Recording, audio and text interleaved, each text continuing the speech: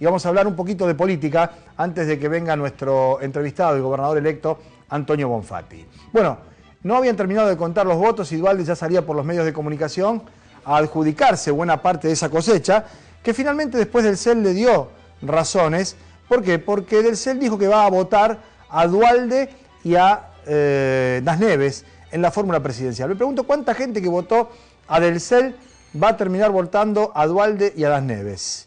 Me pregunto también si ese voto de del CEL, que obró como voto castigo para la clase política, para las estructuras tradicionales, en un punto determinado, cuando alguien castigaba con su voto poniéndoselo a del CEL, no se transformaba casi en un autocastigo o en una autoflagelación en la medida que del CEL hubiera podido ganar. Porque créame que independientemente de lo que uno acuerde o desacuerde con el gobierno provincial o con el gobierno nacional, hay gente con un programa, con un proyecto, con un desarrollo, con capacidades, con naturalmente ideas, con programas de gobierno, y además está todo lo indeseado, si usted quiere, con corrupción, con negociados, con trapisonda, todo eso está y hay que corregirlo y cambiarlo. Ahora, del CEL no tenía ni la más remota idea de qué hacer porque sabía que no iba a ganar. Sabía que no iba a ganar. Y la principal sorpresa esa noche se la llevó del CEL, antes que nosotros y antes que ustedes que nos están mirando. Pero ese juego de ruleta rusa política que supone votar un candidato como del CEL, se termina volviendo en contra. Porque más allá de querer castigar a Wiener porque no le gustó cómo trabajó en la provincia, o de querer castigar a Rossi o a Cristina porque no le gusta algunos modos avasallantes, autoritarios, unitarios, que postergan a Santa Fe, que maltratan al campo y todo eso, la manera de corregir eso es con otras ideas, con otras propuestas, con alternativas superadoras, que evidentemente la dirigencia política no ha sabido articular o expresar. Porque yo me pregunto ahora, y viendo hace algunos días que se la recomendaba la serie de los Kennedy, y esto lo conversaba con una colega ayer hasta altas horas, y con gente amiga y muy cercana, ¿en qué pensamos cuando votamos? Yo no voy a hacer la gran fitopá de acá, de tener el ascómetro prendido y decir esto da asco, esto da un poquito menos de asco y esto no da nada de asco. Pero pregunto, ¿en qué pensamos cuando votamos?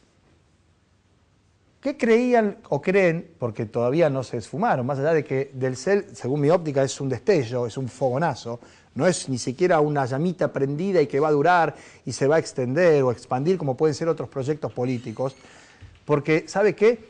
El problema que tenemos en la Argentina es que hay una creencia de que las cosas se pueden hacer bien, rápidamente, de un día para otro. Y nada, en serio, nada bueno va de un día para otro. Nada construido con solidez y con posibilidad de perdurar y de mejorar se hace improvisadamente. Yo tuve la chance en el año 82, 30 atrás, de hacer un reportaje con Astor Piazzolla, tal vez el más grande músico argentino de todos los tiempos. Y me decía Piazzolla, ¿sabes cuál es el problema, pibe? ¿No? Me atendió una hora Astor. Me dice, ¿sabes cuál es el problema, pibe, de los argentinos? Que hacemos las cosas a los tumbos, que las hacemos a la que te criaste. Y lo peor de todo que a veces nos salen bien. Y entonces creemos que así, como salió bien, va a salir siempre bien. Y no va a salir bien. ¿Qué creíamos o creemos o creyeron fundamentalmente los votantes del CEL que pensaba hacer con las escuelas, con los hospitales, con los gasoductos, con los oleoductos, con los bajos submeridionales? Y cuando yo le dije bajo submeridional, me dio para abajo, como si hubiera un bajo ahí, submeridional. Digo, uno puede querer castigar a Wiener, como en buena parte de la provincia, porque hizo una mala elección en la zona oeste. Lo puede querer castigar a Rossi, como en las zonas rurales, porque están recontracalientes por la 125, por más que no haya camioneta en las concesionarias, ni edificios que sin conocer compran desde el pozo departamentos que todavía no están construidos. Boom inmobiliario sin crédito hipotecario, Rosario, en ningún otro lado. Uno puede querer castigarlo. Ahora, autocastigarse pensando en que la escuela pública, el hospital público, la asistencia social, la policía, todo eso podía llegar a entrar en una nebulosa de la que nadie sabía cómo salir porque no sabe. Y lo confiesa, porque esto es lo mejor de todo. Se jactaba de que hace 4 años estaba pensando dónde iban a ser temporada este verano, y está muy bien. Pero el problema no es del CEL. El problema es en qué pensamos nosotros cuando votamos a determinadas figuras. Y no hay nada personal contra él. en absoluto. Nos hubiera encantado que hubiera venido y hubiéramos podido seguir charlando y que viniera y que siguiera en la política. Pero seguir en la política supone resignar ese extra que es no ser de la política. Porque en el mismo momento en que uno entra al club, ya es del club. Porque uno desde afuera critica a los dirigentes del club por esto y por esto. Pero cuando entra al club está dentro ya y es uno más.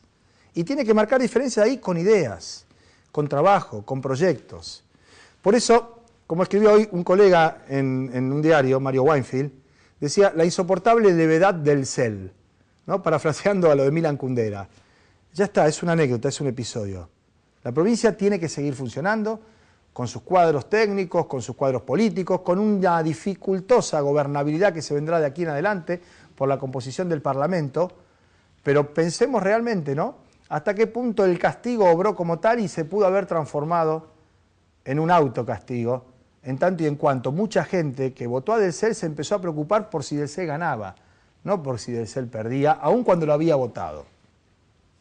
Y eso se advierte hoy todavía, sobre todo en las ciudades importantes, ciudades-estados, donde hay otra conciencia y otro nivel de participación y de toma de decisiones. No es casualidad que haya ganado Mónica Fein en Rosario con el 52%.